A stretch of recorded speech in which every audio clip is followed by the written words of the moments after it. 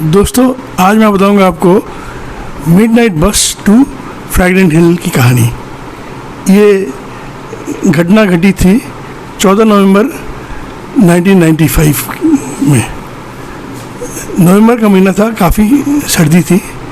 Beijing में काफ़ी सर्दी होती है, आपको मालूम है।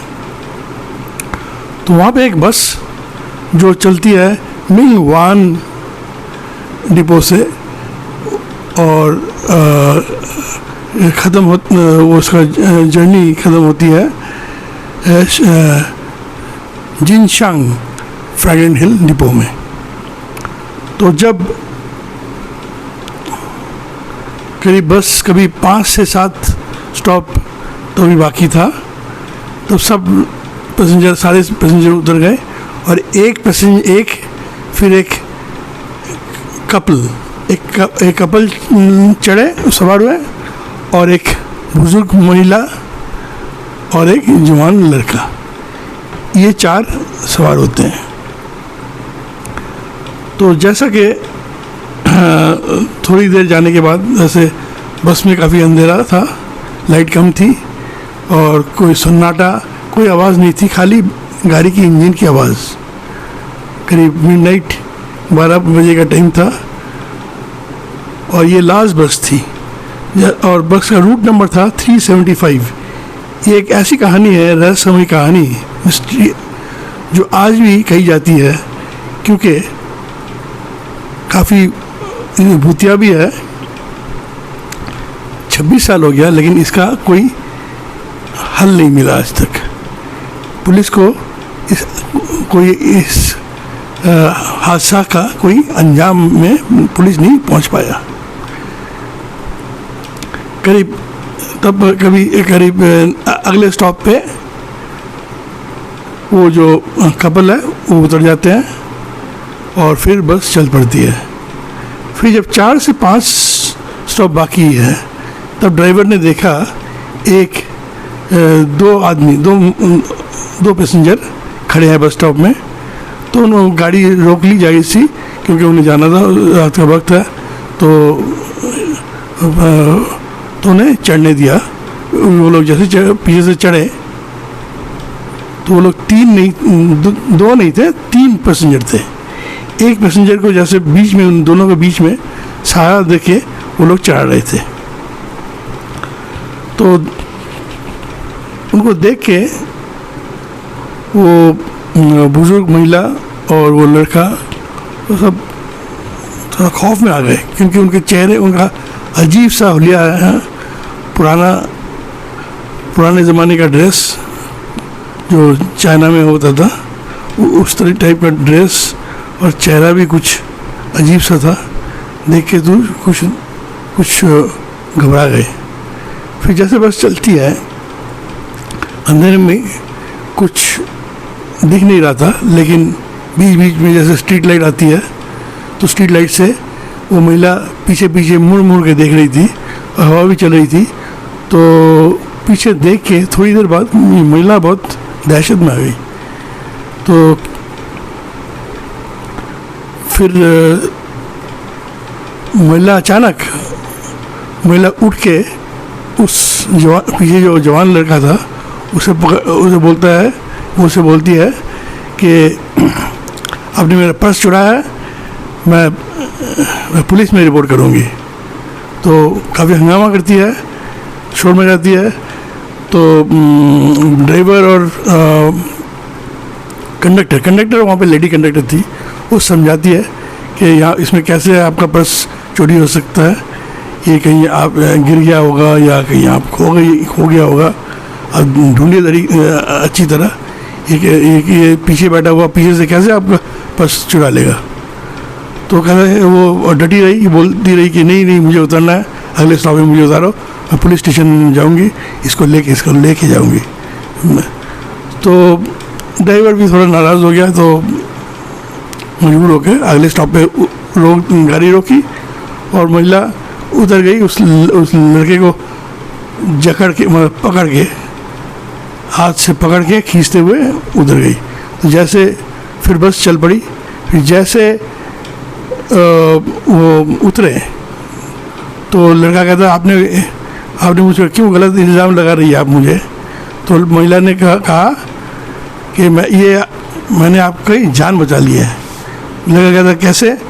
मैंने वो औरत कहती पीछे मैं जैसे मुड़ के देख रही थी, जैसे हवा चल रही थी, उनके कपड़े ऊपर उड़ रहे थे, तो मैंने देखा कि उनके पाँव नहीं है। तो मुझे कुछ भूतिया सा लगा, तो मैं खौफ में आ गई क्योंकि कुछ गड़बड़ होने वाला है। तो इसलिए मैंने आपको ये ड्रामा किया है और आपकी जान बचा ली। फिर उसने कहा कि मैं ये बात मुझे रिपोर्ट करनी है, पुलिस स्टेशन चलो। दोनों गए पुलिस स्टेशन में। जाके महिला वही दोहराई जो कह रही थी कि ये पीछे से इनमें से 2-3 पैसेंजर थे जिनके पाँव नहीं है। तो पुलिस वाले काफ़ी सोचते रहे, सोच में पड़ गए और उनकी इस कहानी को कुछ तवज्जो नहीं दिया। ये कोई इसमें कोई दम नहीं है। तो फिर लड़के से पूछा, लड़के ने कहा ये ऐसी बात है, मुझ पर इल्ज़ाम लगा रही है गलत, और फिर कह रही है कि उसने मेरी जान बचा ली। तो फिर पुलिस वालों ने कहा ठीक है आप लोग जाइए, फिर हम देखते हैं क्या इसकी छानबीन तहकीकात करते हैं क्या बात है क्या है। तो फिर दोनों जो अपने अपने घर चले गए। ये है 14 नवंबर की बात। फिर 15 नवंबर को जो बस टर्मिनस में पहुंचनी थी अगले दिन 12 बजे, सुबह तक बस पहुंची नहीं। जिंगशंग डिपो पहुंची नहीं, बस नहीं पहुंची। फिर पुलिस वाले सब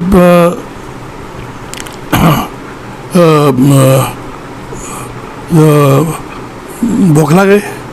तो सब पुलिस स्टेशन में रिपोर्ट किया गया कि ये ऐसी बात है, ये बस पहुंची नहीं है। ये डिपो वाला ने रिपोर्ट की थी।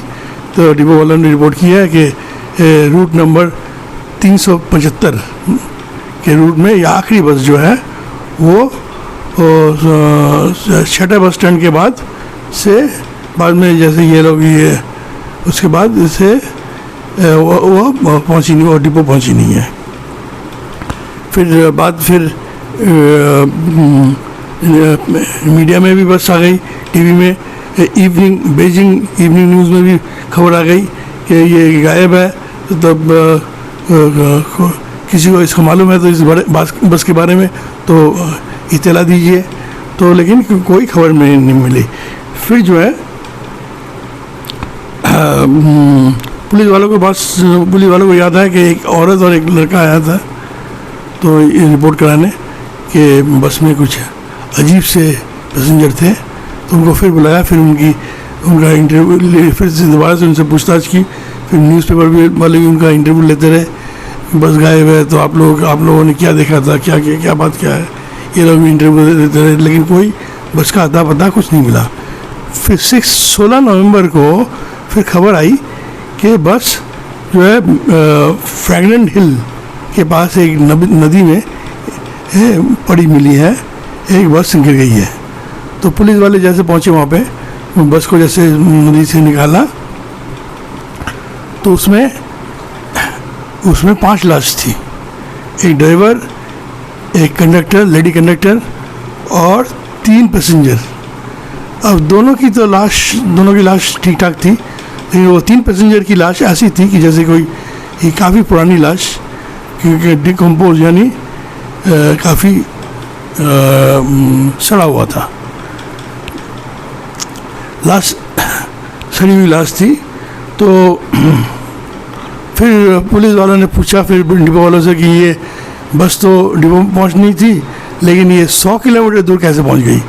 तो वो डिपो वाले ने कहा कि हमें भी समझ में नहीं आ रहा, क्योंकि जो डीजल जब बढ़ा जाता है डिपो में ही बढ़ा जाता है, और उसमें डिपो हिसाब से डीजल बढ़ा जाता है, वो हिसाब और थोड़ा ज़्यादा डीजल बढ़ा जाता है, 10 या 20 किलोमीटर तक बस चल सकती है ऐसे इस तरह। तो क्या ड्राइवर ने पेट्रोल तो भर नहीं सकता, क्योंकि सरकारी बस में पेट्रोल तो डिपो में ही से ही भरना होता है। तो फिर पुलिस ने फिर फिर पुलिस ने फिर उनका पोस्टमार्टम किया फिर, और बस की भी छानबीन की, और फिर पेट्रोल टैंक को खोला गया। पेट्रोल टैंक में जैसे ही खोला गया, अंदर बिल्कुल ब्लड भरा हुआ था। तो ब्लड से तो कोई बस चल नहीं सकती। तो ऐसे बहुत से सवाल पुलिस को बहुत से सवाल आए जो आज तक पुलिस ने सुलझा नहीं सका, जिसका जवाब आज तक मिला नहीं है। 26 साल हो गए, ये कहानी आज तक बोली जाती है। और इस वारदात के बाद लोगों ने ये रात की बस में सफ़र करना बंद कर दिया था साल भर। और क्योंकि ये काफ़ी लोग काफ़ी दहशत में थे, घबरा गए थे, पैनिक में थे। तो फिर आहिस्ता आहिस्ता वक्त के साथ ये नॉर्मल हो गया है। लेकिन आज तक उस बस का अता पता। एक और बात है, ये जो सीसीटीवी में पुलिस ने सीसीटीवी जितने भी थे, क्योंकि उस टाइम में सीसीटीवी भी लग गया था हर जगह। तो जैसे उन्होंने देखा कि छठे बस स्टैंड में जैसे वो बुजुर्ग औरत और लड़का उतरा, उसके बाद से किसी स्टैंड में सीसीटीवी में उस बस की तस्वीर नहीं आई थी, यानी कि बस दिखी नहीं। ये भी काफ़ी अजीब बात है। तो ये एक भूतिया कहानी है। तो रहस्यमयी बस की इस कहानी को अब भी बोली जाती है 26 साल बाद। तो ये थी कहानी 14 नवंबर 1995 की, बीजिंग चाइना की। दोस्तों, थैंक्स फॉर वॉचिंग। अगर आपको इसके कंटेंट पसंद है तो उसको लाइक कीजिए, सब्सक्राइब कीजिए और शेयर कीजिए। Thanks for watching.